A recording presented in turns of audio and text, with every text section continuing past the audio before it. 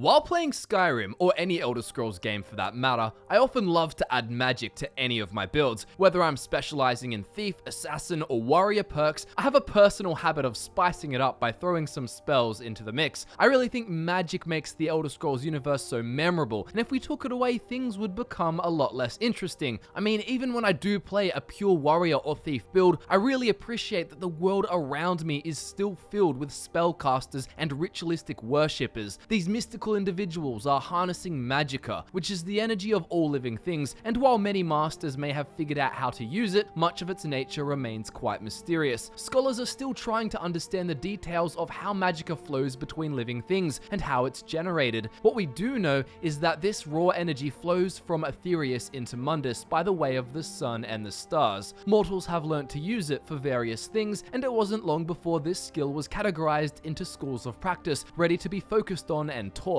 Destruction, restoration, conjuration, alteration, and illusion are the 5 magic schools we see in Skyrim. In the past, however, the schools were split up further, with some spells thrown into separate categories such as mysticism and thaumaturgy. Many of us are familiar with all of these schools of magic and what they do, but throughout Elder Scrolls history, there have been other types of magic skills or techniques which are truly unique. Magical talents that are not taught by the mainstream and aren't fully understood. These techniques are not necessarily separate schools of magic altogether, and all of them will have been touched on or featured in one way or another in Skyrim. Some of these skills will be easier to understand than others, as some were kept very mysterious, leaving us begging for more information. So let's now explore 5 unique magical skills that I find highly intriguing, covering what we know of them so far and speculating on what we don't. Let's waste no time moving on to the first unique magical skill touched on in Skyrim, time manipulation. Now, I don't mean just slowing time with a dragon shout, though that is still a kind of time manipulation. What I'm talking about specifically is the ability to seemingly pause time entirely and selectively choose who time is paused for. While playing through the College of Winterhold storyline in Skyrim, you at times end up in the presence of Psijic monks. These monks come to speak to you, and when they do so, they are able to stop time for everyone else and only speak to you. It's incredibly crazy stuff. Originally, I wondered if this was a type of telepathy. However, why would a monk bother coming all the way to see you so you two could converse in your heads? I guess it keeps the origin of their work secret, as only you and them would know of it, but then I realized this was no telepathy, at least for some of the examples. You see, telepathy still tends to happen in real time, but whatever the Psijic monk who came to the College of Winterhold was doing seemed to halt time for everyone else. So this monk named Quaranir turns up at the College of Winterhold asking to see the Dragonborn. His request is granted, and when Ancano brings you to him with the Archmage also present, something really strange happens. The saturation in the room drops massively and everyone else stops. Magical particles fly around the room. Confused, you say to the Psijic monk, "What's going on? What happened to everyone?" To this, he replies, "I'd simply like to talk to you. I've given us a chance to speak privately, but I'm afraid I can't do this for long. We must be brief." This tells us that whatever he's doing isn't easy, and if something isn't easy for a Psijic monk, it's some seriously potent stuff. He stresses this fact later when he admits, "I am sorry I cannot provide you with further help, but this conversation requires a great deal of effort on my part." Now, understandably, Ancano gets angry at the monk, because to him, the monk asked to see the Dragonborn, and then just played coy and left. Ancano is suspicious because to him, you simply walked up to Quaranir, and then he asked to leave. Only you and the monk spoke to each other. Now, this is a seriously cool magic skill that I just had to include on this list, but how on Nirn does it work? Well, like many of the other magic skills on this list, it's quite mysterious and we don't know for sure. That said, there are some possibilities by which this technique could be pulled off. The main idea is that this time manipulation is achieved through mysticism and or the practice of the old ways. While the category of mysticism was removed in Skyrim and many spells were placed into the other magic schools, not all of them were kept. A lot of mysticism magic isn't well understood by the mainstream arcane institutions, but the Psijic monks are masters at using it. It's the primary school of magic they focus on, and it's said to involve altering the nature of magic itself. It manipulates magical forces and boundaries to bypass the structures and limitations of the physical world. Now, as I mentioned, Psijic monks are devoted to the discipline of something known as the old ways. To some, this is believed to just be mysticism itself, but others speculate it's a whole other practice. It is suggested that the powers they gain from practicing the old ways come from manipulation of nature itself, rather than from direct use of magic. It's all very hard to understand, but we we do know that the Psijic monks are great at mysticism, but their study of the old ways takes their power to a whole new level. The Psijic belief of the old ways teaches that the spiritual world is always present, watching the mortal world. There are spirits everywhere, and the Psijic monks believe them to be the ancestors of the living. They even believe that the Aedra and Daedra are nothing more than extraordinary spirits who gained extreme levels of power in the afterlife. They even perform various rites in order to remove unclean spirits and empower beneficial ones. Anyways, what we can gather is that the skill of time manipulation stems from the practice of one or both of these studies. Now, before we move on from time manipulation to the next unique magical skill in the video, I thought it would be cool to list off other things the Psijic Order can do or have done with their powers. So they can control weather over a large area, they can teleport the entire island of Artaeum, they can sense mass-scale threats from miles and miles away, and they can even project images of themselves to converse with others. Do note that this is a different skill to freezing time, because after the monk named Narayan finishes talking to you in Sarthal, he fades away into nothingness, instead of walking away like Quaranir did at the College of Winterhold. Anyways, I'd love to hear your interpretation of the Psijic Order's abilities in the comments below. They're a very fascinating group. Now for the second unique magical skill on the list, and this one is hard to define, let alone understand. But either way, I'm going to introduce this ability as flesh magic. What on earth is flesh magic? Or at least, what are some examples of it? Well, there's two examples I want to explore, although perhaps only one of them is truly flesh magic. So the first example is what I would call a true example of what I'm trying to talk about here. Gala, the face sculptor in Skyrim. She is a master of manipulating facial flesh, perhaps even the inventor of deepfakes, who knows. So Gala can be found down in the sewer system of Riften at the Ragged Flagon. Despite being in such a lowly place, she's quite the pompous one, and will offer to change your face for the sum of 1,000 gold. After paying 1,000 gold, the race menu opens up and you can change your appearance, although you obviously can't change your race or sex. Interestingly, you can manipulate your face as well as your body, being able to change your weight and skin tone in addition to your nose and eyes, if desired. So how on earth is this possible, and what kind of magic skill is it? Well, we don't really know what it's called, but I'm categorizing this magical face sculpting as flesh magic. I'm not 100% sure how it works, but perhaps it involves a masterfully executed process of damage and repair. For example, she may first use micro amounts of harmful magic, maybe even a kind of refined destruction magic to damage your facial tissue. Then she could use restoration magic to direct the healing process in whichever direction makes sense, thus manipulating your face and body. Then again, she does say, it is no small thing to submit yourself to the flesh sculptor's knife, so perhaps the process actually involves her using this knife to cut at your face, not micro destruction magic, and then using restoration magic to build it back as you see fit. When it comes to your body, perhaps she enhances your muscles by breaking them down and building them up again rapidly, accelerating the same scientific process bodybuilders undergo for decades in the matter of an hour. Now, interestingly, what we do know is that she says she can't work on you if you're a vampire. Perhaps this is because unless a mage has the right skills, standard restoration spells won't work on the undead. According to Galathil, she is greatly skilled at her art, and when you pay for her services, you will find out this is the case. She also points out that she hasn't always been a beggar. She explains, I have not always been a ragged beggar. I learned my art from the masters of the art of flesh sculpture. I studied with the faculty of chirurgeons in Cloudrest. I walked with the hollow-faced men of Nahatogra for 3 years. I count the nobility of both the Empire and the Dominion among my clients, and yet I have fallen so low that I must justify myself to a wanderer in the sewers of this backwater of the world. We don't know a lot about what she's referencing, but it sounds pretty legit to me. I don't know why she'd lie, especially considering that she achieves very real results. Now, alongside this second unique magical skill we're talking about in this Skyrim video, I'd also like to mention the work of the Dun Milady from Oblivion's Shivering Isles DLC, Relmina Verenum. She claims to have discovered another element, the flesh element. Her research has led her to create flesh atronachs, but the way this takes place is by sewing together dead fleshy body parts and using a kind of magic to bring them back to life. Flesh atronachs are said to host the soul of a Daedra, so it all sounds very different to face sculpting. Either way, perhaps they are both using a kind of flesh magic, but are doing so in entirely different ways.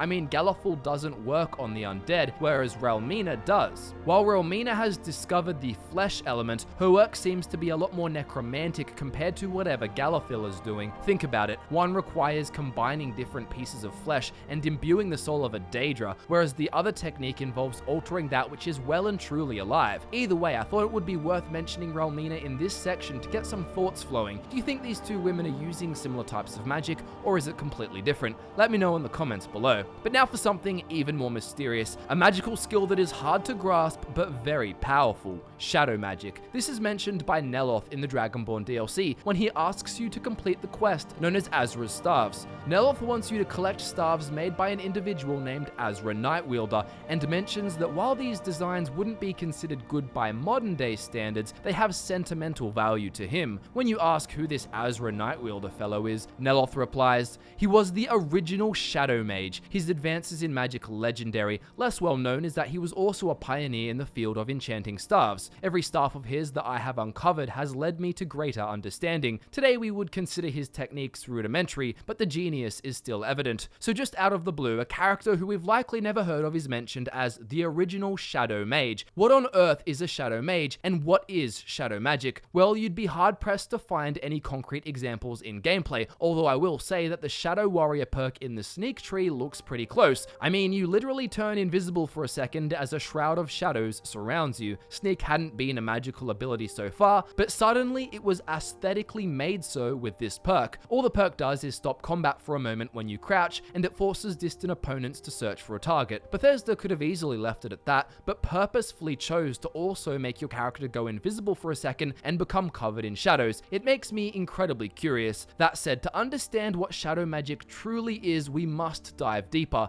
It really helps if you've watched our video about the Elder Scrolls Travel's Shadow Key. If you did, you would have heard Scott explain this special form of magic towards the end, but for everyone else who hasn't seen the last 2 minutes of that specific video, you may be wondering what on earth shadow magic is. Well, shadow magic was discovered by this same mage by the name of Azra Nightwielder, who pioneered its use and is considered the first shadow mage. He learnt that shadow was not just a lack of light, but a reflection of possible worlds created by forces in conflict. Light striking a rock would cast a shadow, and to Azra, that shadow would be a record of their clash, past, present, and future. It's confusing stuff. So shadows can be created from things like rocks, wind, fire, and water. However, they can also be produced by more powerful forces, such as nations at war. Manipulating a shadow could, through contagion, manipulate the object or force which cast it. This is a pretty good summary of what shadow magic is. It's the magical manipulation of shadow to affect the forces creating it. So what can shadow magic do?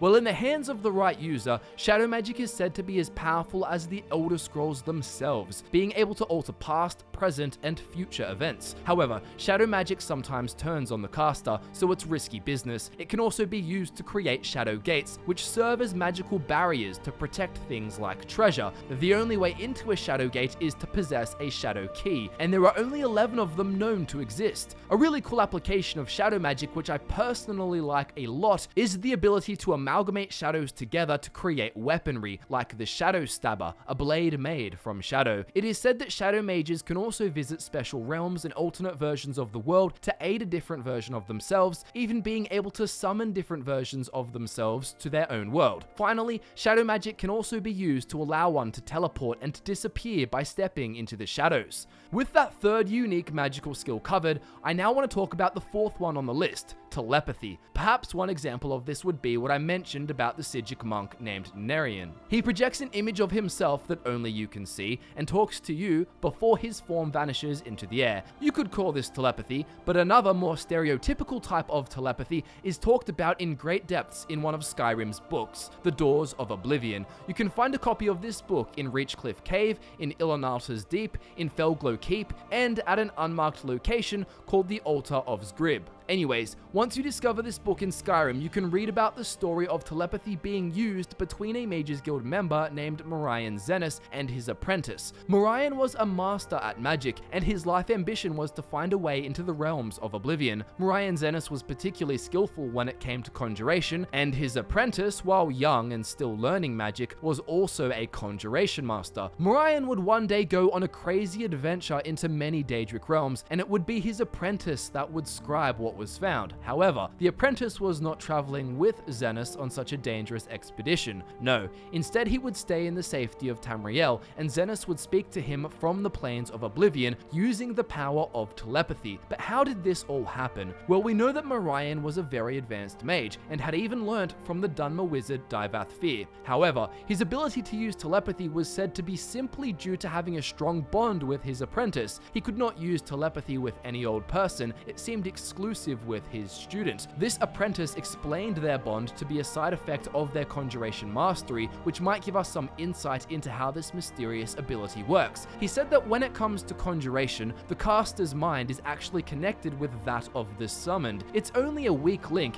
and is designed merely to lure, hold, and dismiss. But when it comes to a master, the link can be much stronger. Now, somehow, during the 12 years Zenus and his apprentice were working together, both of them being very powerful conjurers, one of these special links were established between the two of them. It was completely accidental, but instead of getting rid of it, they just decided to keep it as a useful tool. Morian did end up traveling to Oblivion, visiting various realms, and even talking to Azura. It was during all of these experiences that he would explain what he discovered to his apprentice, who could write it down for all of us to read. Eventually, Zenus made his way to Apocrypha, which you will be familiar with if you've played through the Dragonborn DLC, where it was said his lust for knowledge became his downfall. From what we know, he either stayed a madman in Apocrypha or lost his sanity and ended up in the Shivering Isles. His reports to his apprentice became nothing more than incomprehensible whispers, and his apprentice wished he could make them stop. So that's telepathy for you. We believe it occurred through a special bond between two conjurers working closely together for over a decade, and this would make sense considering it continued on into Oblivion. I say this because the minds of the Daedra inhabitants of Oblivion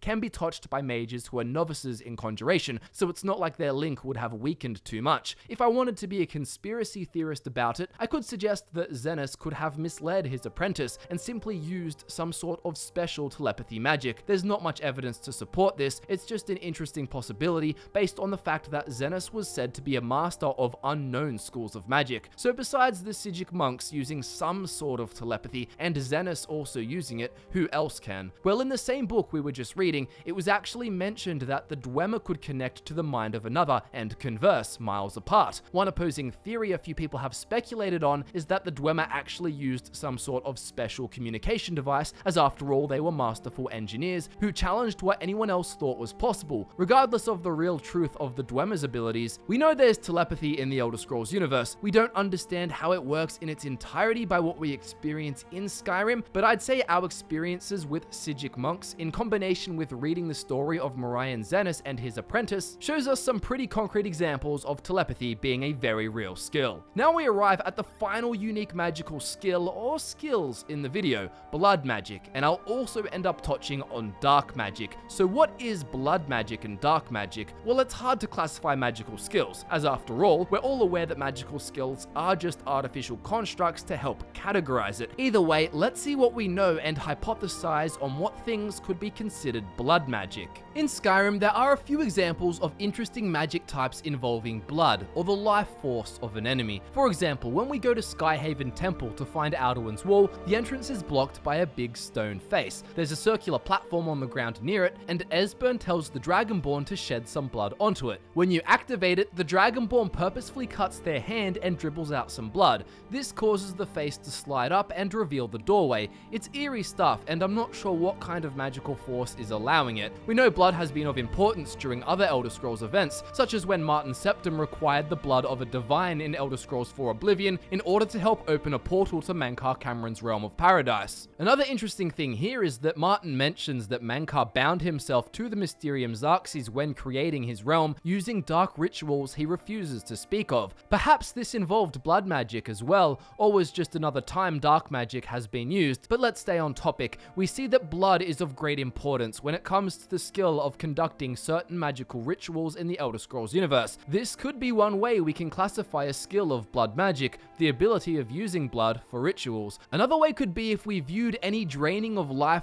force used in Skyrim as a kind of blood magic, even though it has been categorized in the destruction skill tree in the form of the spell that vampires use, and in the alteration tree in the form of the equilibrium spell. Let's talk about equilibrium first. This is another spell which allows you to drain your own health and convert it into magicka, so you're literally killing yourself to provide yourself with more magical energy, and you can quite truly kill yourself by using this spell too much. This could definitely be a type of blood magic, even though it has been categorized into the alteration tree for Skyrim. Now, as I was saying, the vampires in Skyrim, especially the vampire lords, possess blood magic powers. In fact, their spells are referred to as blood magic in-game. For example, we can use vampiric drain to steal the life from our enemies to heal ourselves, which seems to be closest to the categorization of blood magic I talked about with the equilibrium spell. However, the other vampire spells, such as Summon Gargoyle and Vampiric Grip, are also referred to as blood magic. So while we can easily understand different examples of blood magic or blood being used for magical purposes, it's all very hard to classify as one thing. Another example just coming to memory now involving blood is actually harvesting it for Septimus Signus in Skyrim. But what if we look away from Skyrim for a moment and look to Elder Scrolls Online? Here there's a few examples. There's a group of sea elves who perform a kind of blood sacrifice, and there's also even a skill you can get in-game called blood magic. This heals you when you inflict damage on enemies using dark magic. But then what on earth is dark magic? Well, again, we find ourselves with a different classification for similar things. Now, I'm not an Elder Scrolls Online expert by any means, but looking through the dark magic skills in the game, I actually noticed it incorporates many things. For example, magical suppression is used here, there's the blood magic I mentioned, and it seems there's a few examples of shadow magic there too. Speaking of dark magic, another Skyrim example I always wondered about was Festus Krex. This old man in the Dark Brotherhood believes that those at the College of Winterhold don't fully understand destruction magic capabilities, and later claims he used a spell to nearly turn someone inside out. This could be considered dark magic by many, even though to him he maybe sees it as a form of destruction magic. But let's not muddle topics too much here. In a nutshell, magic involving blood is definitely present in Skyrim and the Elder Scrolls universe as a whole, but it seems to be extremely rare when it comes to mainstream magic use. And that concludes today's video about 5 very unique magic skills which were touched on in Elder Scrolls V Skyrim, much of which is even featured throughout other Elder Scrolls titles. If you love lore videos like this as much as I do, I'd really appreciate it if you could give the video a like and let me know in the comments below how you interpret some of these obscure but useful magic skills. Also, feel free to let me know what lore videos you want us to make next. If you want to help support the channel, our Patreon link is in the description below, as is the link to all of our social media pages. My name is Michael. Thank you guys so much for watching this video. It means the world that you love what we create, and I look forward to nerding out with you again very soon.